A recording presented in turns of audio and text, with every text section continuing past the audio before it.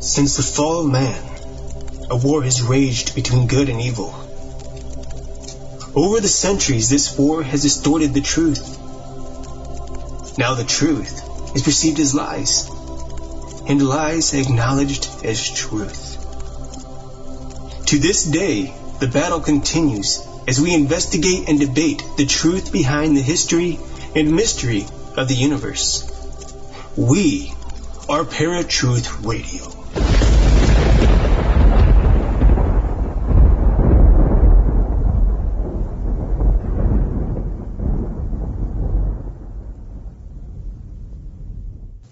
Roswell is the site of the most famous UFO incident in history. Many first-hand witnesses have come out to proclaim the true evidence surrounding the case. But what happens when that generation of witnesses pass on? How do we continue to learn about the incident, the cover-up, and the ultimate truth surrounding the Roswell crash? For Tom Casey and Don Schmidt, it's as simple as talking to the children and grandchildren of the first-generation witnesses. Now Paratruth presents The Children of Roswell with special guest Tom Carey. Well, what's up, Parafans? My name is Eric. And I'm Justin. And you are listening to a brand new episode of Paratruth Radio on the one and only Paratruth Radio Network.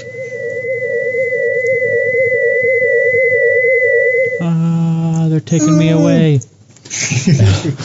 Well, I don't know what's scarier, aliens taking you away or having a naked face right now. I shaved today, and I don't like it at all. I shaved today as well. So, yeah, we've got a fun episode ahead of us. Once again, we are touching base on, if you haven't noticed by Justin's little button there, aliens, UFOs, etc. In particular, we're jumping back into Roswell, which is is actually the most famous place on Earth to spot UFOs. Or at least it's, the one place that has the most infamous incident that happened in 1947, which we've talked about many times. I wish we were able to get Jesse Marcel Jr. on, but God rest his soul, he's no longer with us. So maybe sometime in the future we can get on his son, Jesse Marcel III. I was going to say Junior? No? So, yeah, definitely an interesting... I mean, I don't think we've ever really touched base specifically on Roswell. Have we had guests? I don't think we've had guests on Paratruth for Roswell.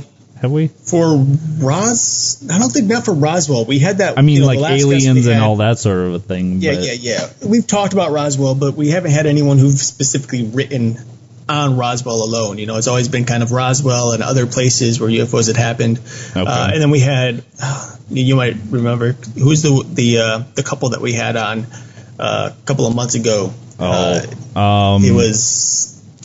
I don't remember their names. I'd have to look back at show notes, but forgive us, friends. But we've had people on who've talked about surrounding areas around Roswell. We've talked about Roswell numerous times, especially at the beginning of the launch of Paratruth Radio when we had our little 3 or 4 part series on aliens and extraterrestrial life. But this is going to be the first book that we actually have specifically on Roswell, if I'm not mistaken. So, folks, you're going to really enjoy this episode. I'm confident of that. We have on a very special guest. They're all very special. This one's no different, just very special. His name is Tom Carey, and he wrote a book called The Children of Roswell. So without further ado, we're going to go straight to the line so we can talk to Mr. Tom Carey. Tom, welcome to the show. My pleasure to be with you, Eric, and Justin as well. Nice to be with you. It's good to have you. Right away what we'd like to do is just give you a moment to tell people a little bit about yourself, where they can find your book, and perhaps any other small details that you'd like to share. Well, I'm retired, born and raised in Philadelphia, public school graduate, Temple University, Air Force veteran with a top secret clearance, graduate degree in anthropology, MA, and a couple of years of PhD work, University of Toronto. And I got interested in UFOs as sort of like something to, when you want to read something that's interesting, fascinating. And somewhere along the line, I read a book called The Roswell Incident. And that sort of blew me away as far as, lights in the sky and all that sort of stuff doesn't really add to the search for knowledge. But this particular case really interested me. Living here in Huntington Valley, Pennsylvania, and been a cohort of Don Schmidt since 1998, which is sort of a record, I think, in this field. What's that, about 17 years we've been a team. Yeah. And we like to think that we moved the case forward from where it was back in the mid to late 1970s. 1990s, excuse me. So that's it. I'm married to Doreen for, oh my goodness, 1968, whatever that comes out to. And have a son, Don, and a daughter, Erin. And of course, they're married and live. One lives in Florida, one lives in upstate New York, and we're here in Huntington Valley. Well, Tom, you and Don have done books on Roswell about Area 51 UFOs for quite a while. Why did you decide to go to the children of Roswell, not concentrate on the people that actually came across the wreckage? Well, the short answer is the children are the only ones that are left. Oh, yeah, that would make sense. That's the short and sweet answer. In truth, we've been speaking to children for quite some time now, because the people who were involved in the recovery of this spaceship and crew back in 1947, they started, the first one I can think of note that passed away was the sheriff, and that was in 1961, the Sheriff George Wilcox. And that's before most of us have ever heard of Roswell. Right. So as we've gone along, we've been increasingly talking to children and now grandchildren of the participants. And so Don, I give him credit for this, had the idea, well, let's do a book about the children of Roswell, because we've done 3 books already. Right. The 2 editions of Witness to Roswell, and then the Inside the Real Area 51, which was about Wright-Patterson Air Force Base. That was all about the what happened, when did it happen, where did it happen, who was involved. Thank you, ma'am. That was it. But this one, we concentrate on the children and the families. And we do character development. In the works of literature, they call it character development, when you give the background of each person, what they were like, and it sort of adds to why they did what they did. And we wanted to find out if the Roswell event of 1947, how it affected them and their families, if at all. And it was quite interesting when we concentrated on that. So, and also we had a lot of information that we had not yet published. And so this was a vehicle for us getting that information out. Okay. Now, when it comes to talking to the children and now the grandchildren, I'd imagine somewhere down the line, some of the information just kind of gets a little wishy-washy or isn't all there. Did you find yourself noticing that some of the stories didn't quite match up with some of the original stories, or how did things play out from generation to generation? The thing is that each witness, and this holds for the original witnesses as well as the children, they only know a little part of it.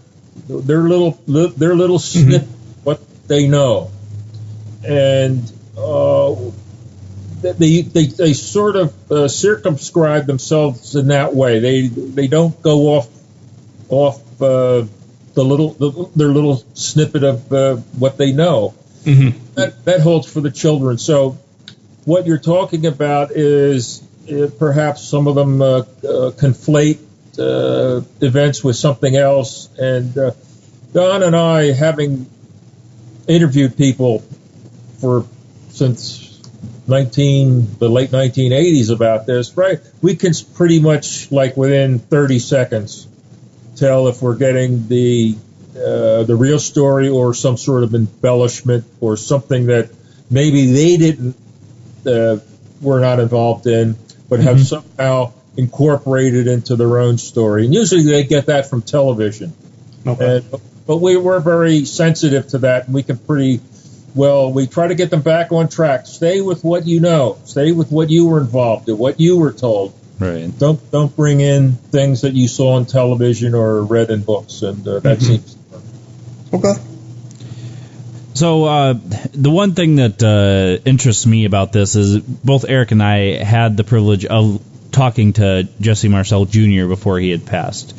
And his story is kind of one of the most unique because his father brought home wreckage where he was touching it and interacting with it.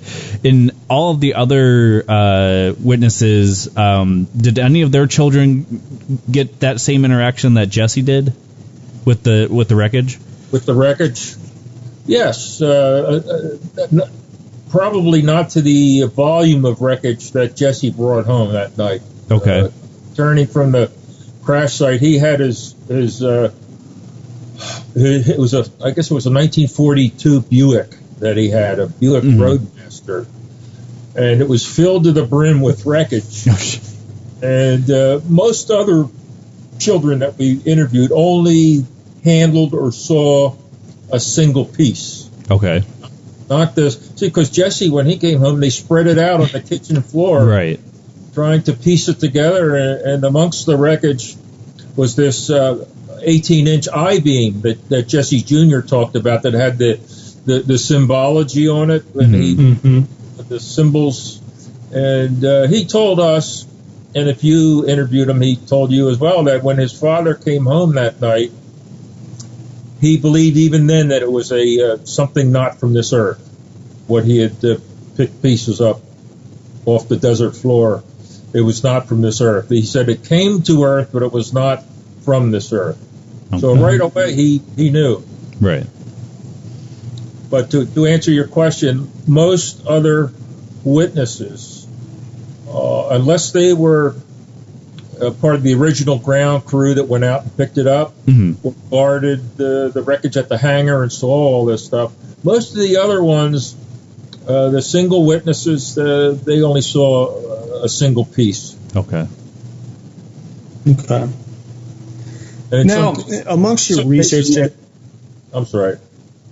No, go ahead. Finish what you're going to say. Or in some cases, such as with Frankie Rowe, she actually handled a piece of wreckage, the so-called memory metal.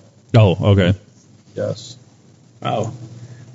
Now, within your research and the interviews, have you come across any of the children who, even though they've witnessed small things here and there as kids, they just don't quite believe that it was really a UFO incident? Do they believe that possibly there was a hoax or something like that? That's a good question. Usually when we contact somebody, we're pretty sure that they have information for us. Yeah. And because it's usually, you would have talked to so-and-so. You would have talked to Jim Bob or somebody like that. Mm-hmm. Right. And they usually, we've had people deny being involved, and we know they're not telling the truth. Right. We can scope that out really quickly too. But to someone who actually thought it was something else, I'd have to think about that. Right now I can't come up with somebody who said, well, that balloon, that was a really strange balloon. We haven't come across that person yet. Right. Well, it sort of shoots the balloon theory because we have come across nobody, and I can say that nobody who has told us of a balloon event in Mac Brazel's sheep pasture for that time period. We've come across nobody like that. Okay. So and we've got we've interviewed hundreds who have information, and nobody said it was a balloon. So, out of all the witnesses, and even the children, too, have any of them met an untimely demise? Like I saw in the book that a lot of them had threats made against them and that sort of thing. Did anything ever come of those threats or anything like that? Well, we sort of think that it was either the threats or the whole scenario of somebody from another world landing on Earth or crashing, and the threats that followed. Two come to mind right away. One is a woman named Miriam Bush, who worked. She was a college graduate. She worked at the hospital, in the administrative part of the hospital. And during this time period, when this event happened, she started noticing people walking quickly through the corridors that she didn't recognize. She didn't know, who are these people? Right. Walking around, doctors and nurses. And so finally, she either asked her boss, Lieutenant Colonel Warren, or he came by because he wanted to show somebody what was going on. So I guess so he could have another witness, because at that point he was not in charge. Somebody else had taken over the hospital. And so he led her down the corridor. And this hospital, it's not like a big building. It was what these military, they're shaped like this and they're long. It was a series of those, and they were connected by long hallways. I know I was in a facility like that when I was in remote Alaska. Everything was connected. And so he walked her down the hallway and into the emergency room. Mm-hmm. All of those buildings are gone now. They are all gone. The last one was razed to the ground in 1994. Oh wow! And if I had known they were going to do that, I would have gotten inside somehow. Oh right, That was the emergency room. That was the one where they were taken. Okay. And if I had known they were going to do that, I'd have gotten in there. Lickety split. Right. Mm-hmm. So he walks her into the emergency room, and she thought, oh, well, there's been an accident. There's some children here on the gurneys. She said there were three, could have been two or three. And she says, oh my goodness, they're not children, because they were the size of a child, 3.5 to 4 feet tall. But the heads were so big, they were pear-shaped and so big for the small bodies. She knew they were not children. Mm. And the thing she said she remembered for the rest of her life were the strange eyes that never closed. These wide-set, large eyes that never closed, that haunted her for the rest of her life. Well, she went home that night. She lived at home with her father and mother and brother. And they were sitting around the dinner table, and the father notices that Miriam is not touching her food. She's just sitting there with this long 1,000-yard stare, sitting there with a 1,000-yard stare in this little dining room. And he says, what is the matter? What's the matter? So she gets up and runs into her bedroom, flops on the bed, and starts sobbing. And of course, her father followed, and she told the story about what had happened on the base that day, and that she could not get the sight of those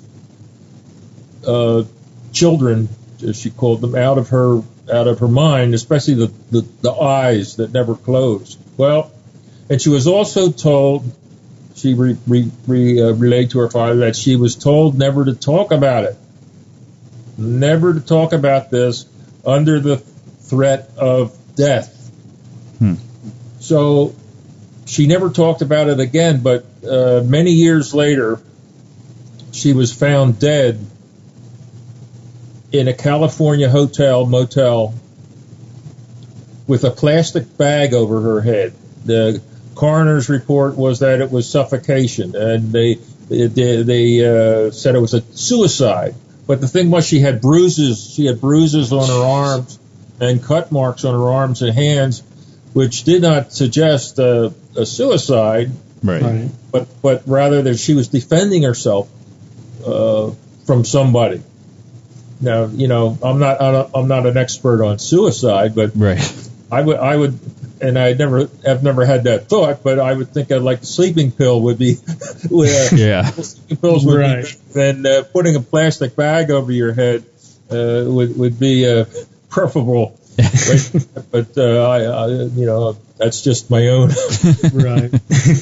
That's my own thought on that. But that is one. It could have been a suicide, which is what it was determined to, or at least the report said that, or something else. Another one was and this is the strangest case of all, is that Mac Brazel was the sheep rancher where all this wreckage came down. Right. We believe that we don't believe, we know the ship exploded in midair, rained down this debris on his sheep pasture.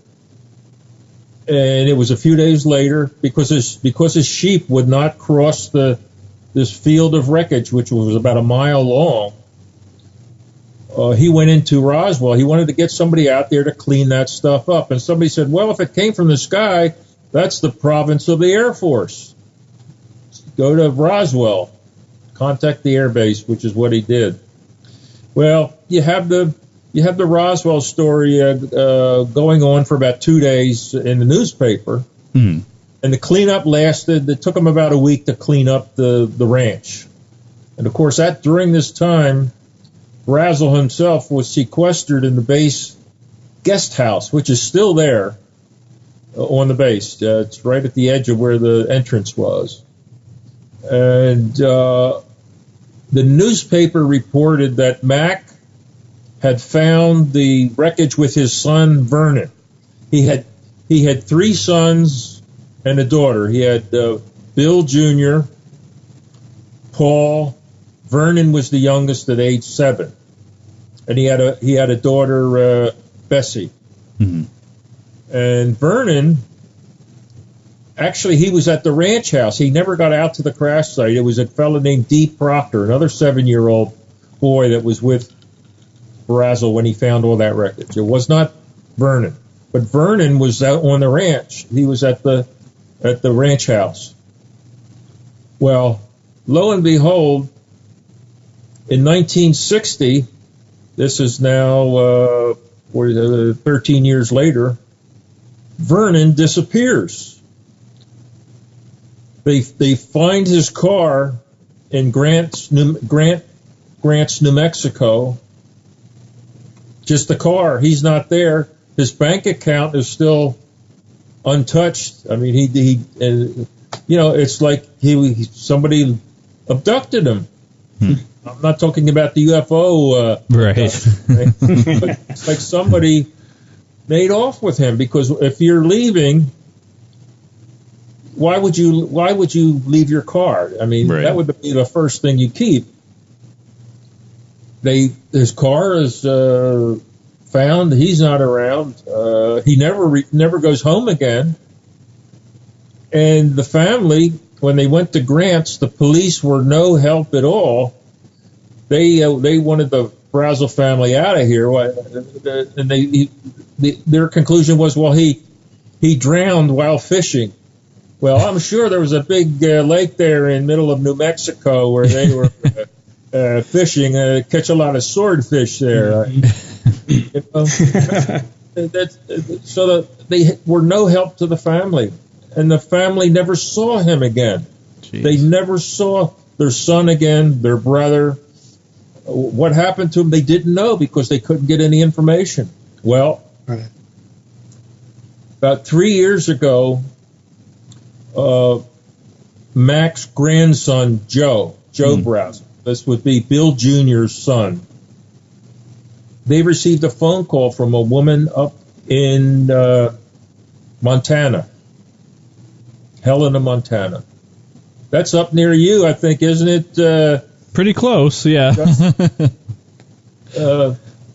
She was looking for somebody named Brazel, and she called she went on the internet, and I guess she got a couple names, and the only ones in New Mexico were Joe Brazel and his wife Beverly.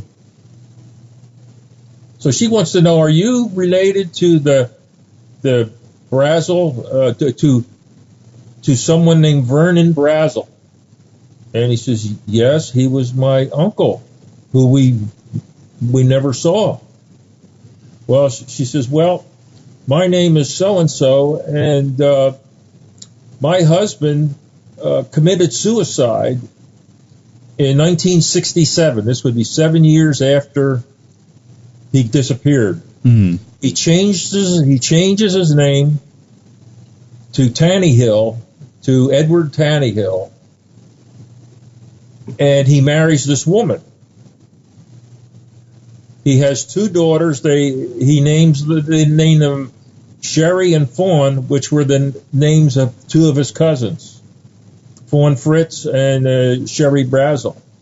Those are the name of his two daughters now. Mm-hmm. And she was trying to make a claim under Social Security using his Social Security number. I mean, he got a new Social Security number, a new name. Wow. And but on his arm, he had a tattoo that said Vernon.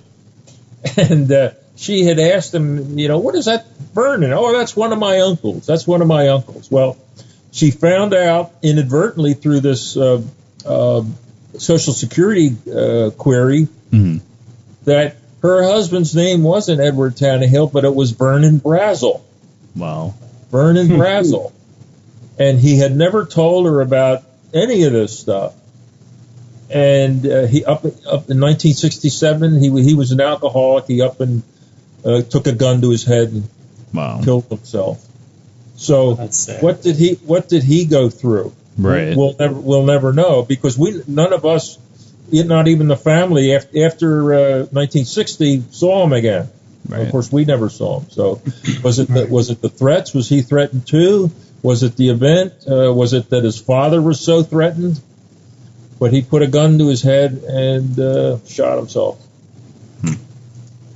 So those are two suicides that come to mind.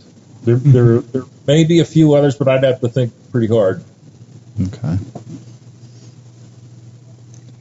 Well, now, considering all of these threats that, the government or military, whoever, is making against these witnesses, I mean, based on today's times and just the amount of evidence that we seem to have in support of the Roswell incident, why do you think that the government is so quick to keep it a cover-up instead of just coming out and telling, the country what really happened? Well, I think right now the cover-up is in effect because it's always been in effect. It's like it has a life of its mm-hmm. own. Right. Back in 1947, there were reasons to cover it up. They hadn't a clue as to where it was from, why it was here, and the Air Force, when they don't know something, you don't want to trumpet it out into the newspapers. Hey, folks, yes, our task is to keep us all safe by keeping our skies safe. We can't control these things called flying saucers. We have no idea what they are. We can't catch them. They seem to come and go at their own, without our being able to handle them. So you're not going to go out there giving that information out. Also, we didn't want the Russians to, if there was technology to be exploited here, we didn't want the Russians to get in on it. So those are two major mm-hmm. reasons. The third one, and I think it's a combination of all three, was the 1938 War of the Worlds radio broadcast that Orson Welles had done mm-hmm. over the Mercury Radio Theater of the Air, the radio program. And they, although it was a recreation on the radio of the H.G. Wells mm-hmm. War of the Worlds story, and it was announced at the beginning and during every break, they still panicked on the East Coast because they presented it as a newscast. We interrupt this broadcast. We have mm-hmm. spaceships landing in Grover's Mill, New Jersey, blah, blah, blah, blah. And people panicked. Well, one of the top officers in the Air Force at the time was a Lieutenant General, soon to be the Chief of Staff of the Air Force, named Vandenberg,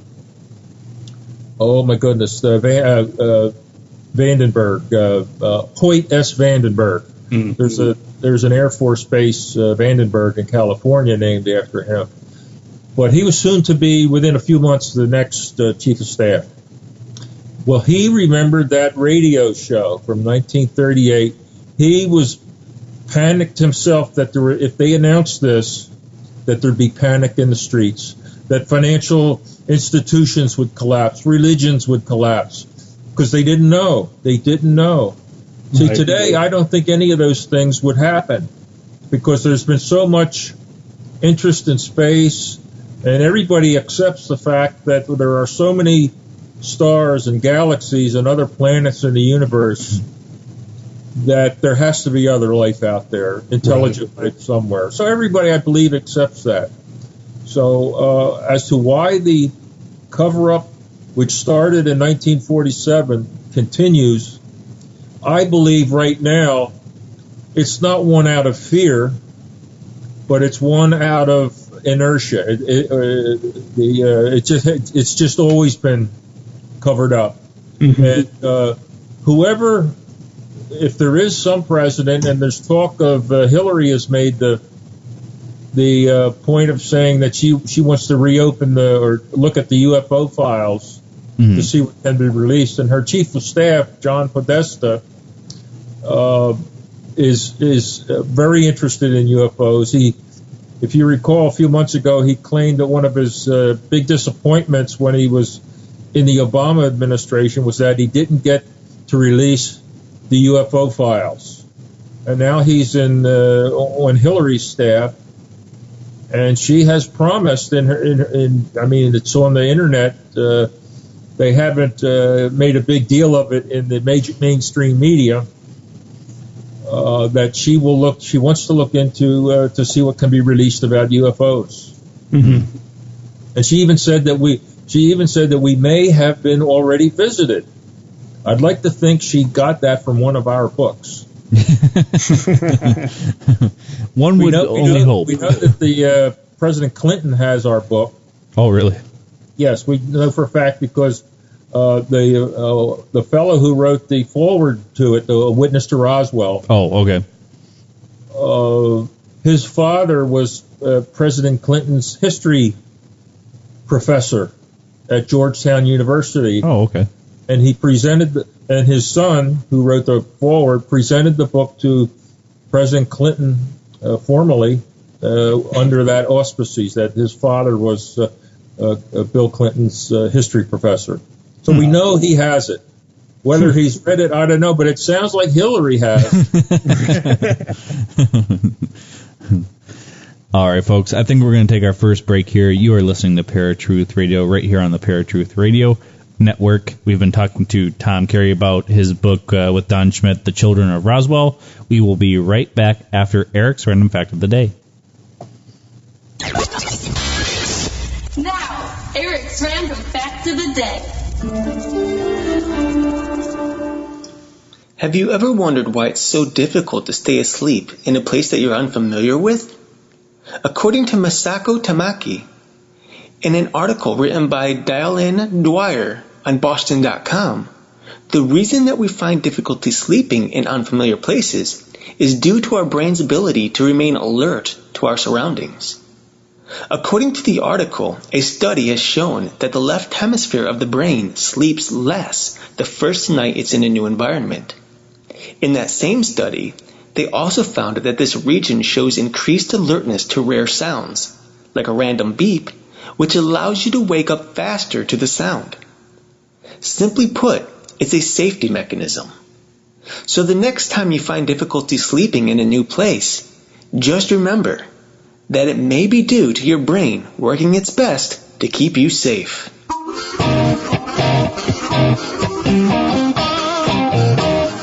This was Eric's Random Fact of the Day.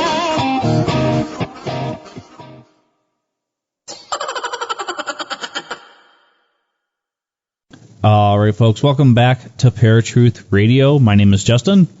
And I'm Eric.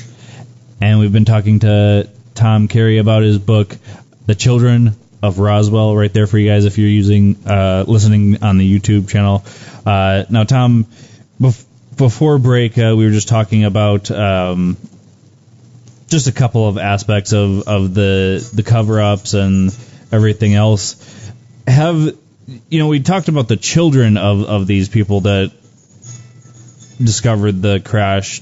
Have the grandchildren had as much backlash as the children did from the government and the Air Force? My sense is that the answer is no. Okay. Because the years have rolled by. We're now almost 70 years post-event. Mm-hmm.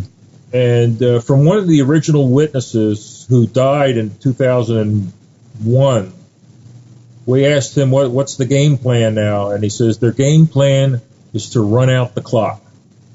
It's sort of a sports terminology, running out the clock until the game's over. Right. Well, the game is over for pretty much all the key first-hand witnesses. Right. And some of the children received the death threats. I have to say that. Frankie Rowe comes to mind. But the grandchildren were, I believe, too far removed from the original event to receive these visits at home or wherever to be read the death threat sentence. Okay. So to answer your question, my opinion is no. They have not been threatened to my knowledge. But still, they were part of families that went through this. Right. And they could see how their parents reacted and their grandparents. And I know there was one witness, grandchild of George Wilcox, the sheriff. His grandson, George, he was Phyllis McGuire's son. So George McGuire would be his last name. He's a grandson of the Sheriff George Wilcox. He was 3 years old at the time of the incident. Wow. But he said the whole subject for his whole life growing up of UFOs spooked him. He didn't know why, but the subject filled him with fear. And I said, well, were you part of anything that went on? He says, well, and it turns out that the day his grandfather, the sheriff, when the Air Force came to the sheriff's office to threaten him, they roughed him up. Now, the family lived upstairs, and little George, who was 3, saw all of this. Wow. He may not have remembered it, but it somehow was deep in his psyche. He saw his sheriff grandfather being roughed up by the Air Force and his grandfather and grandmother being told that they would be killed if they talked about this, if they didn't remain silent. And my belief is, because he didn't have a big memory about this other than that he was there, is that's what spooked him. As you know, I interviewed him last year, and he never had been interviewed before. So, and he says, yeah, I've been spooked about UFOs ever since I was a little kid. And pretty much we can guess why. Right. Mm-hmm. Well, now there's been, claims that the wreckage, or at least part of the wreckage from the Roswell incident, was eventually transferred or transported over to the Dayton Air Force Base. And then ever since then, they've had 2 guards constantly protecting Hangar 18, which is where the supposed craft is, as well as some alien bodies. Based on just your research, I mean, have you found any, evidence supporting that theory as to what's in Dayton, or any true connection to the Roswell incident? Oh, absolutely. That was in our. Apparently, you didn't read our book, Inside the Real Area 51. I did not read that one. That's your next Mission Impossible when this show comes out. Because we did answer all those questions. Yeah, there is no Hangar 18 at the Patterson. It's Building 18. So a lot of people go to Wright-Patterson saying, "Can you show me where Hangar 18 is?" And they'll say, no, what are you talking about? There is no Hangar 18. There never was any Hangar 18. But they won't tell you that it's Building 18, where all the stuff was brought. And we have witnesses all the way from the crash site to Roswell to Dayton, Ohio, and Wright-Patterson. We have witnesses all along the way. We have witnesses who helped build the underground facilities at Wright-Patterson. We have witnesses who saw the aliens from Roswell at Wright-Patterson. We even have a witness, they're all dead now, unfortunately, but we interviewed them, or their children. We got stories either from them or their children. And the one story about the live one, which is one of the alien occupants survived the crash. We believe there were 5 total, and one survived the crash. And it turns up the next year in April. The crash was in July of 47. We don't have another witness until it's seen at Wright-Patterson in April of 48. And it was by a lieutenant colonel in the Marine Corps who was part of the Air War College class of 47-48 out of Montgomery, Alabama. Now, the Air War College is a class of 90 people, 90 officers, lieutenant colonel on up through generals, who the Air Force considered to be the bright stars of the future for the Air Force. And they not only had Americans there, they had Canadians and Australians and others who were part of NATO and our allies. So one of them, a major Marion Black Mac Magruder, he had 5 sons whom we interviewed, and they told the story of their father kept the secret until July of 1969 when the moon landing took place. Now, this moon landing had a cathartic effect on a number of witnesses who up to that point had said nothing. But seeing the moon landing sort of opened them up. It was like somebody had given them an elixir.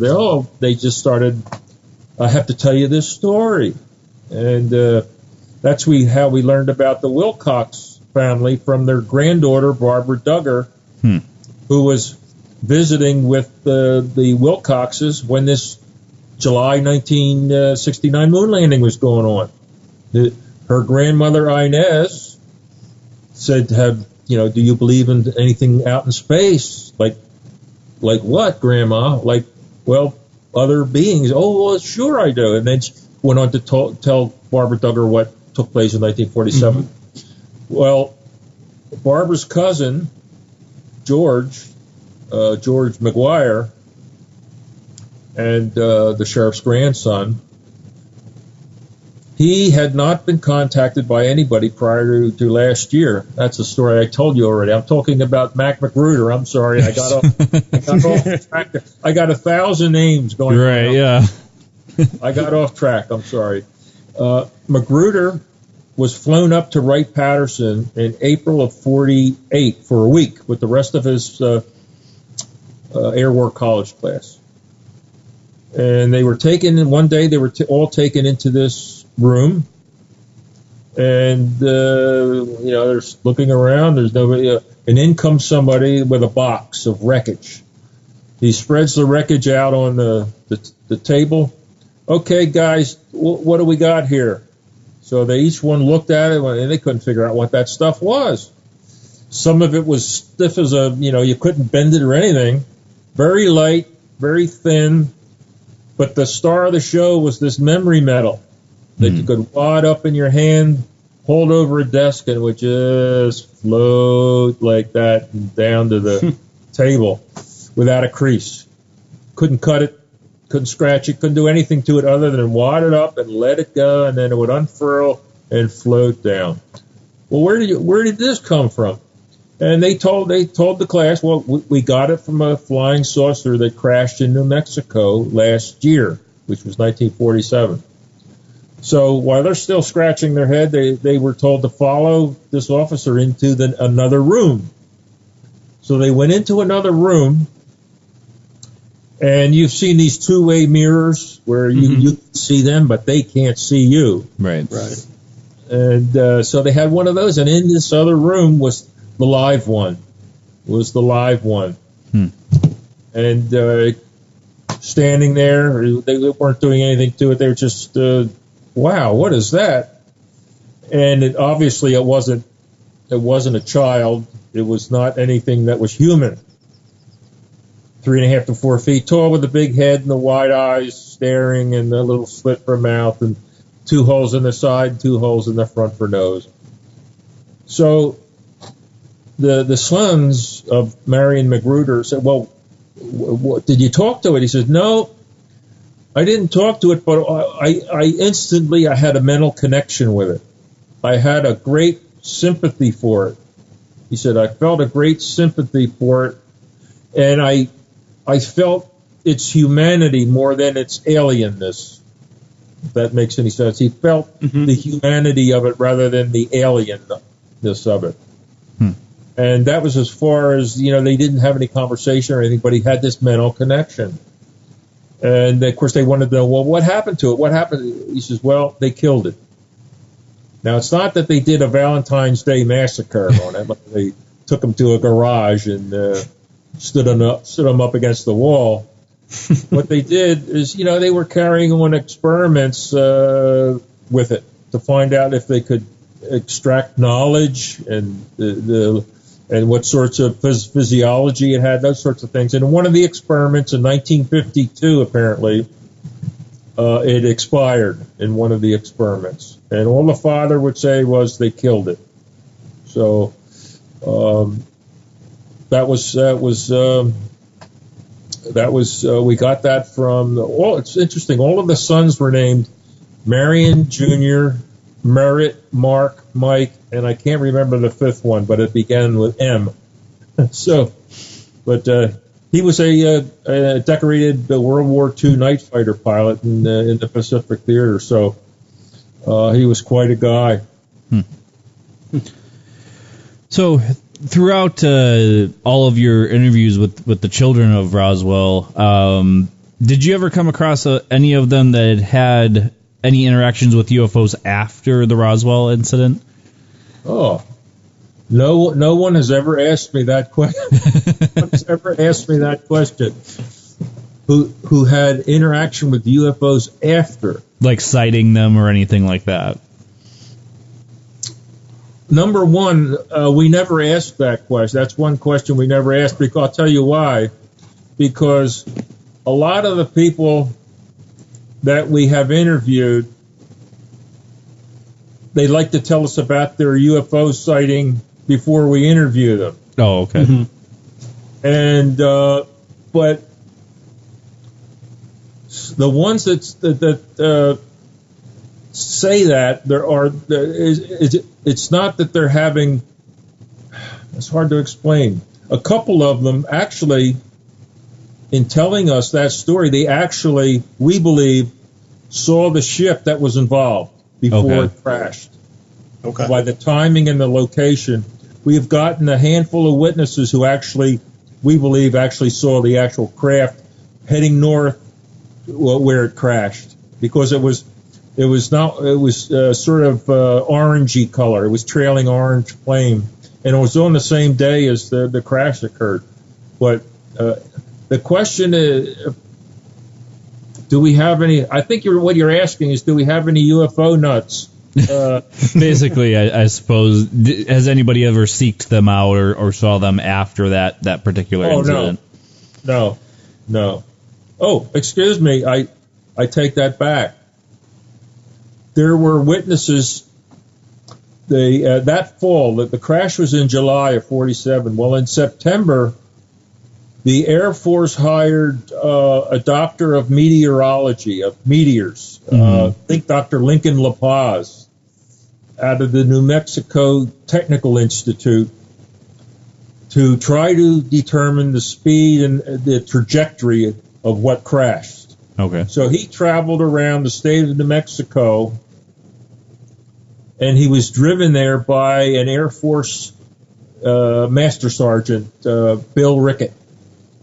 And Rickett was one of the great witnesses that opened up a lot of the information for us, because when we interviewed Rickett, we had a lot of this is back in the early 90s, like 1991. We still had a lot of questions, didn't know the sequence of events, but he told us he was chosen to drive Lincoln La Paz around the state of New Mexico, wherever La Paz wanted to go, to try to figure out where this thing, where it came from, what trajectory, how fast it was going. And in doing so, they interviewed a lot of the ranchers north of Roswell. And some of the ranchers told La Paz, in Spanish, I presume, that at the time of this incident, there were sightings of, I guess they call flying saucers. Something. If you remember the movie, the Close Encounters of the Third Kind, where you had the ship that was sending the light down, down to the ground. Right. That's what these ships were doing over the crash site on the Brazil Ranch. There were a number of flying discs or ships at night, late at night, traversing over the crash site, shining their lights down on the desert floor as if they were looking for their comrades. So those were interviews with ranchers, and that's all they knew. They didn't know about all the other stuff. There was another witness who died recently who saw, and he worked in the big hangar next to the hangar where all of the wreckage and the bodies were taken on the Roswell Air Base. And he said he was out one night when this happened, shortly thereafter, taking a smoke break. And he saw 3 bright white lights hovering over the big hangar where all of the stuff had been taken, as if it was their comrades paying their last respects to where they believed that they were, over this big hangar, and then they took off. So if that qualifies as seeing something after it happened, that's the best I can do. Because one thing we don't do is we don't, because it's getting the information out of witnesses is very labor intensive, especially when they're octogenarians, septuagenarians, 70s and 80s. Very difficult, and you have to keep them on focus. Yeah. Because sometimes they'd like to go and tell you about their life. Yeah. And so we don't ask them about, well, have you had any other sightings? Because if they did, we'd still be there listening to them. Right. Yeah. We try to keep them focused, because it takes a special technique that you learn over time to interview people in their 70s and 80s and 90s, which we have done. Right. Well, I know, like, as a researcher, you talk to a lot of people who have witnessed either firsthand or secondhand, have experienced UFOs and just the unexplained type of things. So I'm sure, like, a lot of our listeners, they ask us, and I know they question the people that we have on as well, but have you yourself ever come across or witnessed a UFO or anything alike throughout your life? Have I come across a witness that... Well, no, have you yourself witnessed a UFO or something unexplained? Yes. I've had 3 sightings of something I can't explain. One when I was in the Air Force in Sacramento at McClellan Air Force Base. I was outside the barracks waiting for a ride. It's like noontime. And somebody said, "Oh, Tom, you have a phone call in the day room." So I went inside. I took a phone call. It only lasted 30 seconds. But while I was outside, I saw a silvery white disc about the size of a $50, held at arm's length, just sitting right up there, straight over the base. So I'm thinking, okay, I'm sure they either know that. I'm sure somebody's going to scramble a jet and check that out.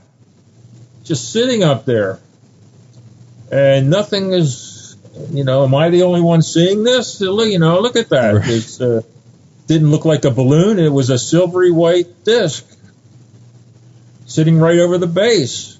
What more do you want? So I go in and I take the phone call. I'm in there 30 seconds. I come out, it's gone completely. Now, if that was a balloon and it had burst, it would still be coming down. Mm-hmm. I was going that short of a time. So it wasn't a balloon, and it wasn't a plane, because if it was a plane, it couldn't have stayed that stationary. Right. And if it was a plane going away, I would still see it. So I don't know what that was, but I know I saw that. And no one else seemed to care. No one else seemed to be bothered about it. So that was my first. That was 1965 or 66. And the second sighting I had was a triangular craft that went over my house in the Huntington Valley here. Triangular craft without any markings or sound. And this was during the late afternoons. It was white, pale white, and it made no sound, and nobody seemed to care about that either. So the third one was, to me, the most interesting. No, the first one was interesting, but the third one was about 3 years ago. I'm flying back from Roswell, and I'm looking out the window of the airplane that I'm flying in, and I'm looking at the clouds, and I'm thinking to myself, I've made this trip so many times, I've flown so often, I've never seen anything. I'm thinking to myself. Mm-hmm. Just then, there was a parting in the clouds, and here was this, it looked like an airliner without wings. And I'm thinking, okay, I'm going to see wings here any second now. Any second, I'm going to see a wing and a tail, and none of that. Just picture a fuselage without anything else. It was pacing the plane, going a little slower than the plane, actually. I watched it for about 5 minutes until it went out of sight in the back. I don't know what that was, but we had started our descent. About 10 minutes later, we'd started our descent into Philadelphia Airport when it crossed our path in front, and I don't think they're allowed to do this, came this craft right in front, right across our path as we were descending into Philadelphia.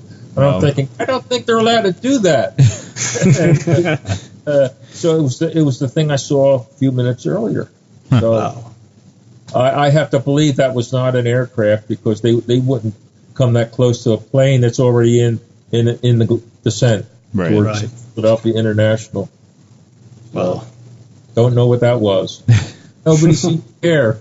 of course. I waited for the captain to come out, but he never came out. So I left. I wanted to say, did you see that? Right, yeah. Get somebody else's intake on it. Yeah. All right, well, folks, we are going to take our second break here. We are speaking with Tom Carey, the author of The Children of Roswell. We'll be right back after Justin's Paranormal Headlines. And now, Paratruth Radio's Paranormal Headlines.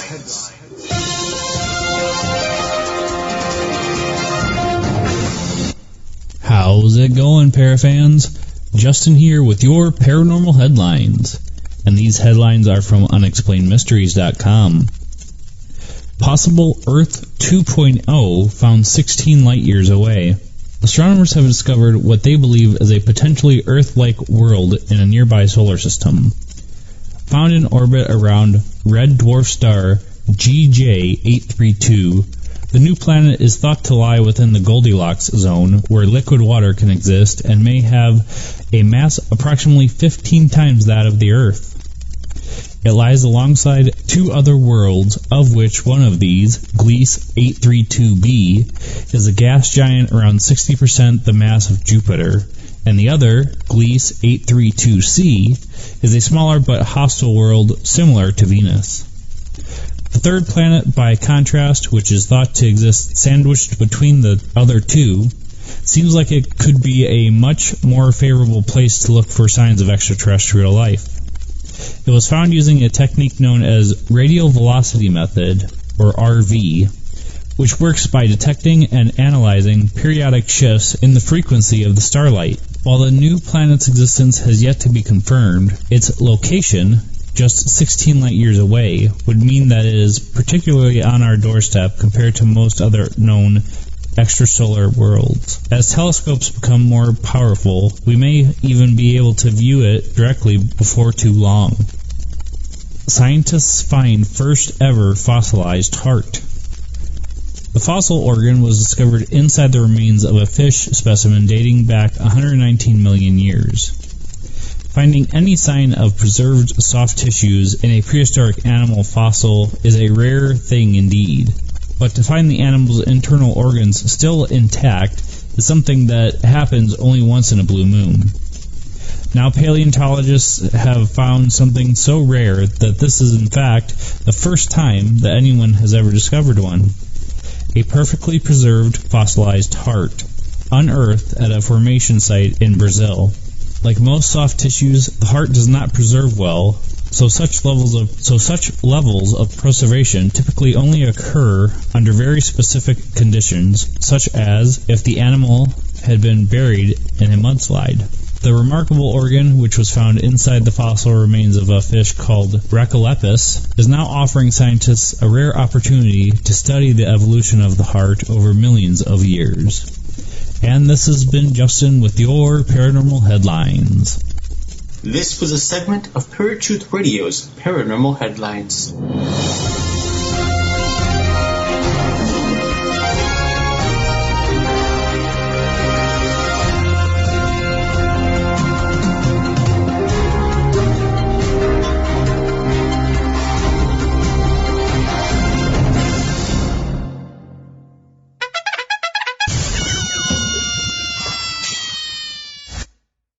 All right, folks, welcome back to Paratruth Radio. My name is Eric. And I'm Justin.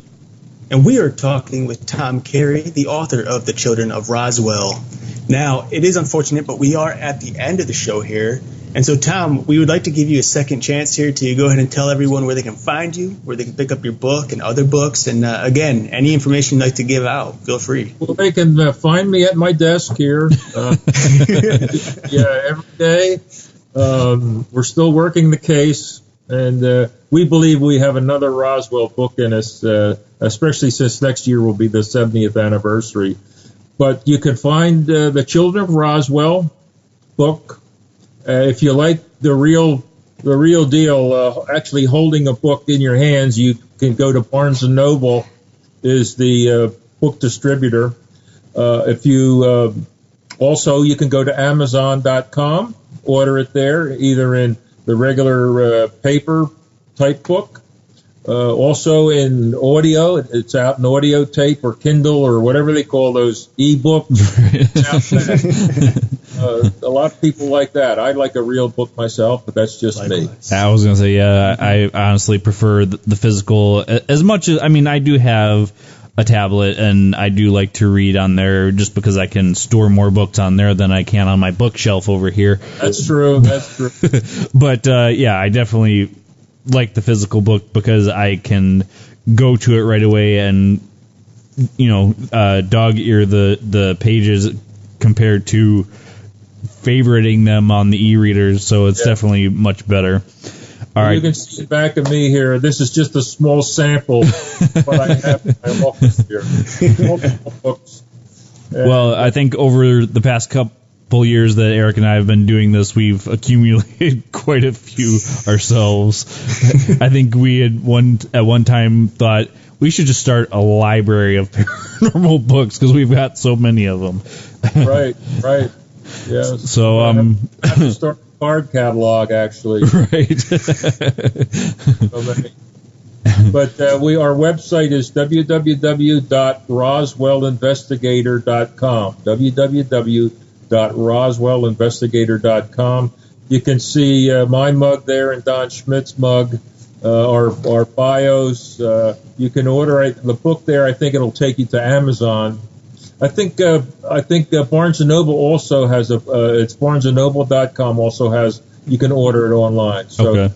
a lot of people like to do that. So we've had a lot of good feedback on it. So we're very pleased. It went to number 1 actually in the one of the whatever category it was in. It went to number 1. Oh wow, The second week it was out. So that's awesome. Very cool.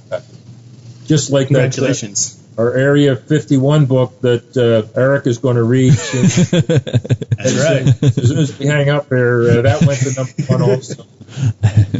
So maybe that'll give him some incentive.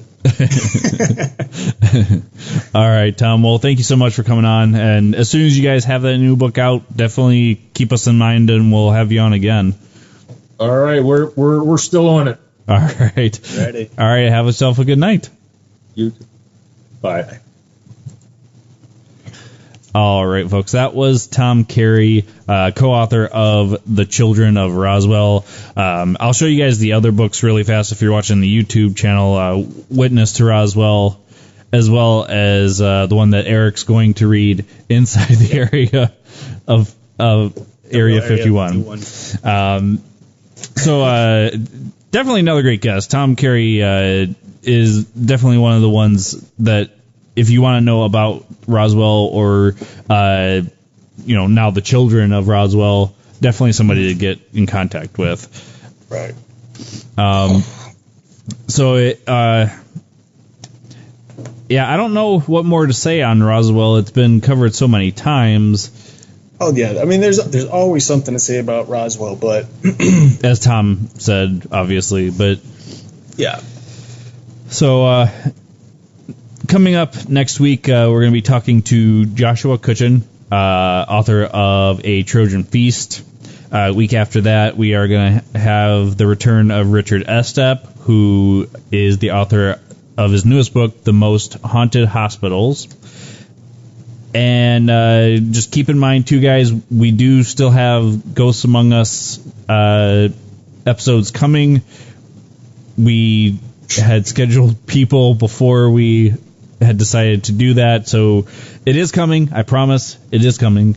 So, any announcements on your end or anything you have to? Well, not so much announcements per se, but I do want to bring up a couple of things that we talked about during the show and at the beginning, just in case people are interested. The one, we couldn't think of the names of the guests that we had on who did the Aztec UFO incident. Oh. Their name is Scott Ramsey and Suzanne Ramsey. Scott and Suzanne Ramsey, right. So if you're interested in checking out that book, it's a marvelous book. Go ahead and check it out. Also, you had heard about Jesse Marcel and Jesse Marcel Jr. and how Jesse Marcel had brought back these interesting pieces of metal that had little symbols on them. Mm-hmm. If you want to know more about that and actually see pictures, real pictures of that particular evidence, you can check out the book. It's called The Roswell Legacy, the untold story of the first military officer at the 1947 crash site. That was written by Jesse Marcel Jr. and Linda Marcel. So definitely that was by far one of the most interesting books I think I've gone through. And it's just full of interest, not just information, but interesting pictures that, you don't get to see on a daily basis. And, of course, I believe, if I'm not mistaken, there's links in there that could take you to different websites that'll tell you a little bit more as well. But, yeah, if you're interested in checking that out, I definitely recommend it. It's a very good book if you're interested in the 1947 crash. So feel free to read that after you read The Tom's book, The Children of Roswell. But both, they're very complimentary of each other. I'll tell you that for sure. Right, and I was actually surprised to hear him say that they actually had interviewed the grandchildren as well as the children. And like I said at the beginning, I'm hoping maybe we will be granted the chance to talk to Jesse Marcel III because I'm sure he has some interesting takes on it as well. I'm sure. So, yep. I'm sorry. Was there anything else? No. Well, I was just going to mention off track of the UFO stuff. Just quick update on the revealed. So I'm up to, actually, coloring is pretty much going to be finished this week. That's going to be done, which means we are down to the wire now. We are just about under 3 weeks left before the film is completed.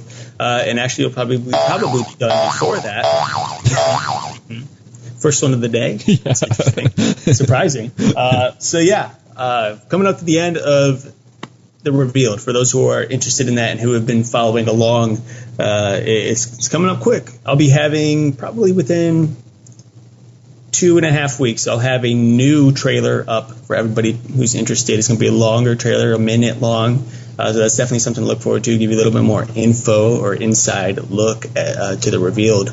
Also, if you want to know more about that or about myself, of course, obviously, of Justin as well, check out our website, paratruthradio.com. Also, check out ptrnetwork.com if you want to know more about the network.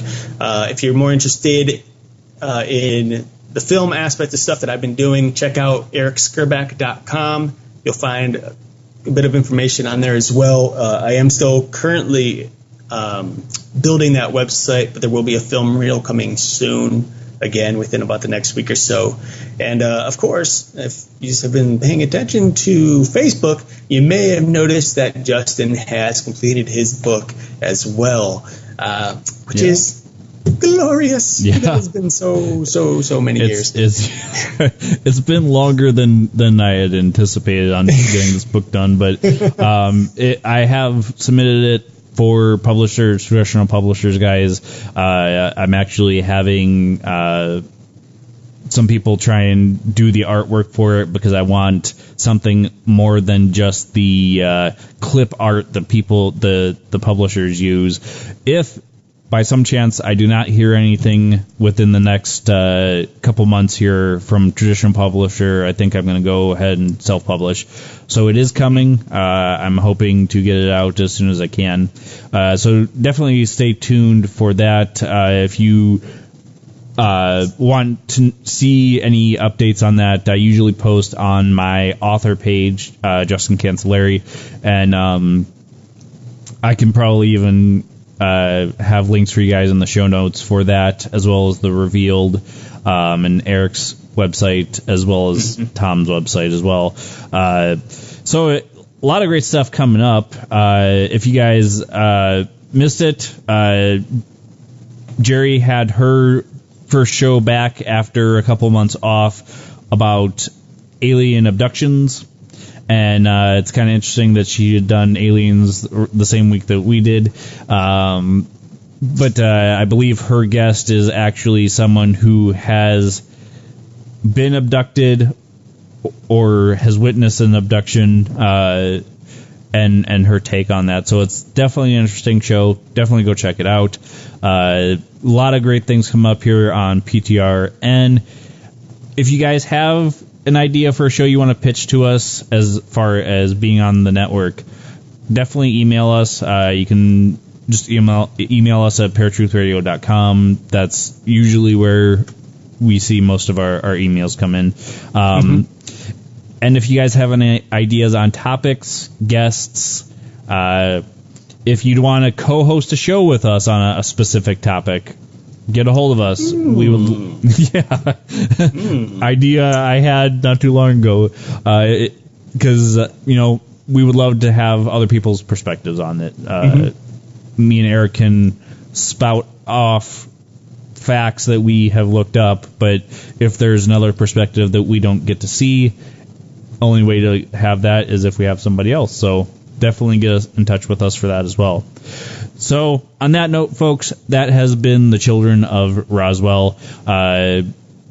Stay tuned every week, as always. And until next time, where you will find us, same time, same channel. My name is Justin. And I'm Eric. Peace. If you enjoyed this episode of Paratruth Radio, and you would like to listen to it again, or are interested in listening to any of our past episodes, then you can listen to them on HD at our website, paratruthradio.com. And you can also find us at Stitcher, Blueberry, TuneIn, iTunes, Spreaker, and YouTube. And of course, like us on Facebook and follow us on Twitter for brand new updates of our show every day.